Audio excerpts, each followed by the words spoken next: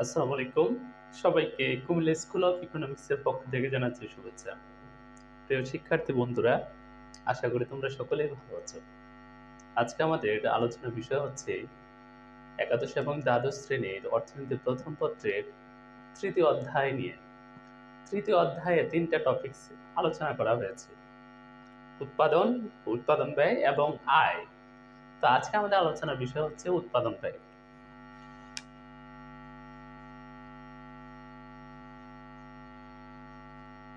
উৎপাদন ব্যয় যেটাকে বলা হয় কস্ট। তো উৎপাদন ব্যয় কাকে বলে? তোমরা দেখো, ব্যয়ের সাথে সুন্দর করে লেখা আছে উৎপাদন, ব্যয়ের সাথে লেখা আছে উৎপাদন, উৎপাদন ব্যয়। তার মানে সহজ কথা, উৎপাদন করতে গিয়ে যে ব্যয় হয় তাকে উৎপাদন ব্যয় বলে। তা আমি সংজ্ঞাটি বলি, তোমরা একটু লিখে নাও যে উৎপাদন করতে গিয়ে উপকরণ নিয়োগ বাবদ উৎপাদনকারীকে যে খরচের সম্মুখীন হতে হয় তাকে উৎপাদন ব্যয় বলে। আমি আবার বলি, উৎপাদন করতে গিয়ে উপকরণ নিয়োগ বাবদ উৎপাদনকারীকে যে খরচের সম্মুখীন হতে হয় তাকে উৎপাদন ব্যয় বলে।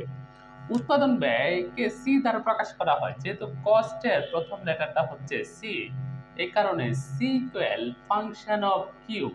এটি একটি খরচ অপেক্ষক, আমরা লিখে দিতে পারি, হ্যাঁ, একটি খরচ অপেক্ষক, একটি খরচ অপেক্ষক। অর্থাৎ সি হচ্ছে উৎপাদনের উপর নির্ভরশীল। এক্ষেত্রে উৎপাদন যদি বাড়ে, উৎপাদনের পরিমাণ যদি বাড়ে তাহলে খরচ বাড়বে। আবার পক্ষান্তরে উৎপাদনের পরিমাণ যদি কি হয়, কমে যায়, উৎপাদনের পরিমাণ যদি কমে তাহলে খরচ কমবে। যেহেতু খরচ উৎপাদনের উপর নির্ভরশীল, তাহলে আমরা কি বুঝলাম উৎপাদন ব্যয় কাকে বলে বা উৎপাদন খরচ কাকে বলে? উৎপাদন করতে গিয়ে উপকরণ নিয়োগ বাবদ উৎপাদনকারীকে যে খরচের সম্মুখীন হতে হয় তাকে উৎপাদন ব্যয় বলে। তোমাদের বইতে উৎপাদন ব্যয় দুই ধরনের আলোচনা করা হয়েছে, একটা হচ্ছে স্বল্পকালীন উৎপাদন ব্যয় আর একটা হচ্ছে দীর্ঘকালীন উৎপাদন ব্যয়। আমরা আজকে আলোচনা করব স্বল্পকালীন উৎপাদন ব্যয়। স্বল্পকালীন উৎপাদন ব্যয়, স্বল্পকালীন উৎপাদন ব্যয়কে বলা হয়েছে STC, short run total cost. STC কাকে বলে? যে সময়ে উৎপাদনকারী পরিবর্তনশীল খরচের পাশাপাশি স্থির খরচের সম্মুখীন হয় তাকে এসটিসি বলে। অর্থাৎ STC equal TFC plus TBC. স্বল্পকালে উৎপাদনকারীকে দুই ধরনের ব্যয় নির্বাহ করতে হয়, একটা টিএফসি আর একটা টিবিসি। তাহলে তুমি যদি সংজ্ঞায় লিখো যে স্বল্পকালীন উৎপাদন ব্যয় কাকে বলে, যে সময় উৎপাদনকারী পরিবর্তনশীল খরচের পাশাপাশি কতিপয় স্থির খরচের সম্মুখীন হতে হয় তাকে স্বল্পকাল বলে, আর উক্ত সময়ের ব্যয়কে স্বল্পকালীন মোট ব্যয় বলে। তাহলে স্বল্পকালীন উৎপাদনকারীকে আমি আবার বলছি দুই ধরনের ব্যয় নির্বাহ করতে হয়। টিএফসি হচ্ছে টোটাল ফিক্সড কস্ট, টিবিসি হচ্ছে টোটাল ভেরিয়েবল কস্ট। তাহলে একটা স্থির ব্যয়, একটা পরিবর্তনশীল ব্যয়। তোমাদের বইতে যে আলোচনা করা হয়েছে ব্যয় নিয়ে, পুরোটা হচ্ছে স্বল্পকাল নিয়ে, এখানে দীর্ঘকালের তেমন কোনো আলোচনা নেই। তো তাই তোমরা এখানে যদি টিসি দেখো তাহলে তোমরা ধরে নেবে এটা হচ্ছে স্বল্পকাল। তাহলে অনেক সময় আসবে যে TC equal TFC plus TBC. তোমাদের বইতে উদ্দীপকে দেওয়া থাকবে এক পাশে টিএফসির মান আরেক পাশে টিবিসির মান, তাহলে তোমাকে নির্ণয় করতে বলবে টিসি নির্ণয় করা। যেমন আমি যদি এখানে উদ্দীপকটা এভাবে বলি যে এখানে টিএফসি দেওয়া আছে, এখানে টিবিসি দেওয়া আছে, তুমি তাহলে টিসি নির্ণয় করবে, TC equal TFC plus TBC, এটা যোগ করে দিলে হলো।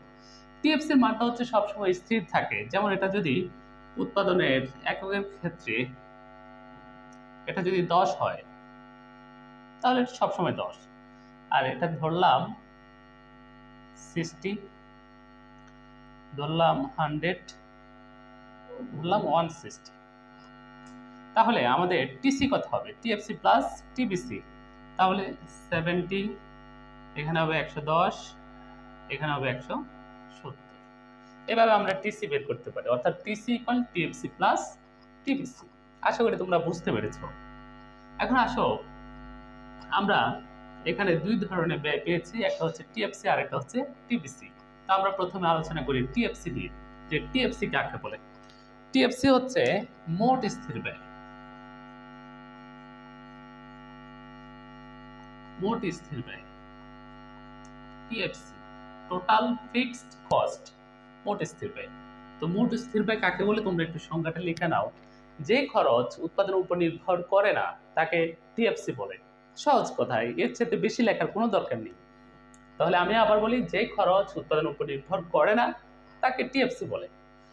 এখন আসো, উৎপাদনের উপর নির্ভর করে না মানে, উৎপাদনের উপর নির্ভর করে না এই হচ্ছে যে উৎপাদন বাড়লে খরচ বাড়ে না, আবার উৎপাদন কমলে খরচ কমে না।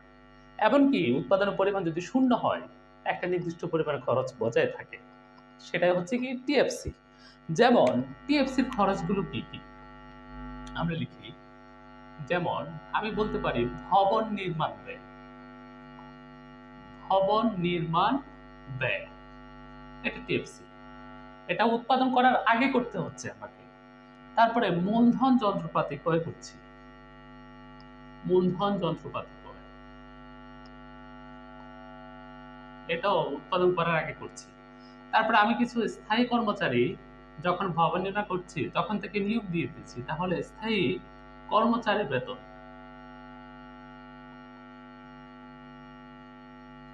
বেতন।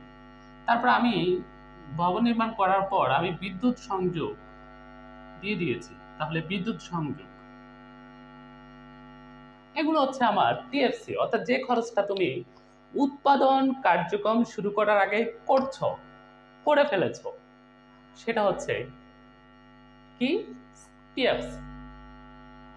তাহলে ভবন নির্মাণ ব্যয়, মূলধন যন্ত্রপাতি ক্রয়, স্থায়ী কর্মচারীর বেতন, বিদ্যুৎ সংযোগ ইত্যাদি হচ্ছে মোট স্থির ব্যয়ের বা স্থির ব্যয়ের উদাহরণ। তোমাকে আসবে এমসিকিউতে স্থির ব্যয়ের উদাহরণ দাও, কোনটি স্থির ব্যয়, তাহলে আমরা এখান থেকে আশা করি পেয়ে যাব।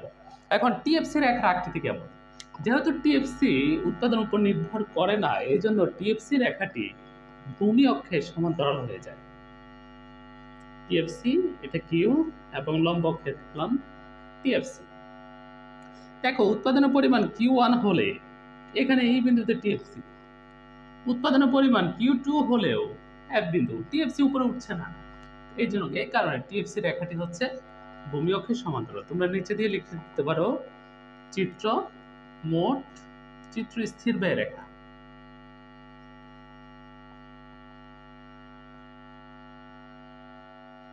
বা মোট স্থির ব্যয় রেখা, তোমরা যেটি লিখো। আশা করি বুঝতে পেরেছো। তাহলে টিএফসি কাকে বলে?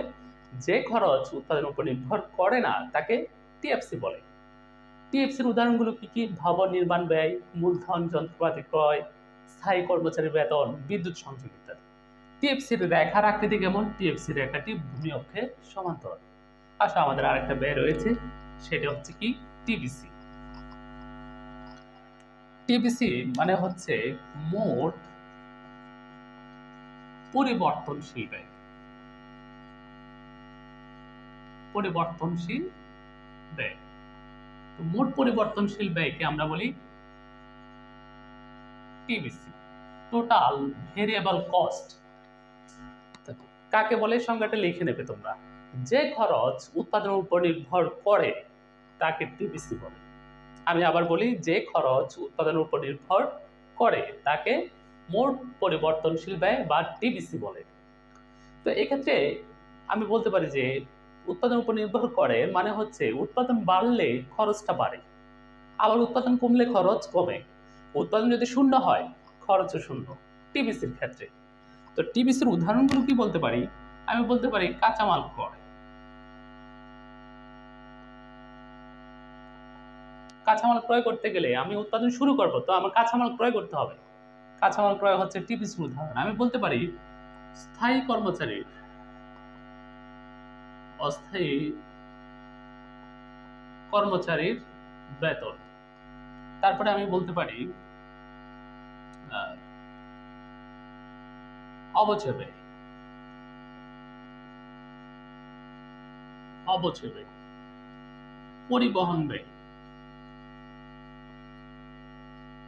অবচয় ব্যয় বুঝাচ্ছি মূলধন যন্ত্রপাতি আমার উৎপাদন কাজে ব্যবহার করার পরে ওই মূলধন যন্ত্রপাতি মেরামত বাবদ যে খরচটা হয় সেটা হচ্ছে অবচয় ব্যয়। তাহলে এগুলো হচ্ছে আমার পরিবর্তনশীল ব্যয়ের উদাহরণ। তোমাকে আসবে কোনটি পরিবর্তনশীল ব্যয় বলা হয় কোনটিকে, তাহলে আমরা এগুলো যদি জানা থাকে তাহলে আমরা বুঝতে পারবো।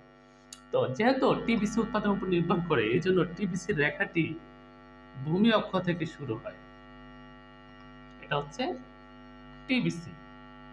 আশা করি তোমরা বুঝতে পারছো। এবং লম্ব অক্ষে দেখলাম টিবিসি। তাহলে টিএফসি রেখার আকৃতি হচ্ছে ভূমি অক্ষের সমান্তরাল, আর টিবিসি রেখার আকৃতি হচ্ছে মূল বিন্দু থেকে উঠে যায়। আমরা লিখে দিতে পারি চিত্র পরিবর্তনশীল ব্যয় রেখা। তাহলে আশা করি আমরা টিএফসি এবং টিবিসির মাঝে যে সংজ্ঞা এবং চিত্রগত এবং কোনগুলো যেমন উদাহরণ সমূহ এগুলো আমরা আশা করি বুঝতে পেরেছি। এখন তোমাদের আসবে যে টিএফসি এবং টিবিসির পার্থক্য ব্যাখ্যা করে। তো এক্ষেত্রে আমরা কি লিখব? প্রথমে সংজ্ঞা দেব। যে খরচ উৎপাদনের উপর নির্ভর করে তাকে টিবিসি বলে, আর যে খরচ উৎপাদনের উপর নির্ভর করে না তাকে টিএফসি বলে। তারপর চিত্র দেব। টিএফসি রেখাটি ভূমি অক্ষের সমান্তরাল আর টিবিসি রেখাটি মূল বিন্দু থেকে ঊর্ধ্বগামী। তারপর আমরা বলবো উদাহরণ দিয়ে দেব যে মূলধন যন্ত্রপাতি ক্রয় ইত্যাদি হচ্ছে টিএফসি উদাহরণ, আর অবচয় ব্যয় বা পরিবহন ব্যয় এগুলো হচ্ছে টিবিসির উদাহরণ। এভাবে আমরা 4-5টা পার্থক্য ইনশাল্লাহ দিয়ে দেব। তো আজকে আমাদের আলোচনা এটুকু থাকবে যে আমরা পড়েছি এটুকু টিএফসি কাকে বলে, টিবিসি কাকে বলে, আর ব্যয় কাকে বলে। এখন আমরা একটা উদাহরণ পড়ি যেখান থেকে টিসি নির্ণয় করা যায়। আমরা আরেকটা উদাহরণ থেকে শিখি যে টিএফসি কিভাবে নির্ণয় করব।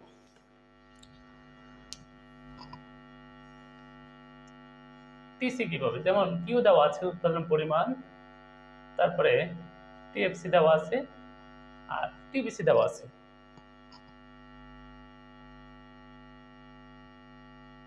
টিএফসি হচ্ছে সবসময় স্থির, এই মানটা সবসময় স্থির থাকবে। আর টিবিসি হচ্ছে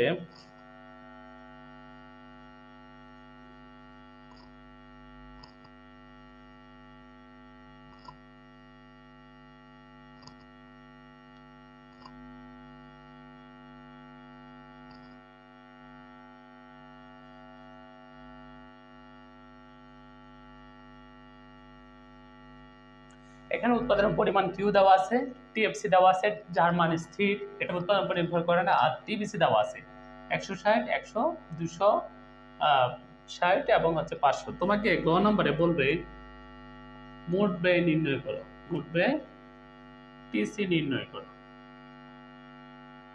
তাহলে আমরা কিভাবে করব? আমরা এখান থেকে টিসি নিয়ে নেব। আমরা জানি টিসি সূত্র কি, টিএফসি প্লাস টিবিসি, বাস আমরা বের করে নেব। তাহলে এখানে হচ্ছে 260, 200,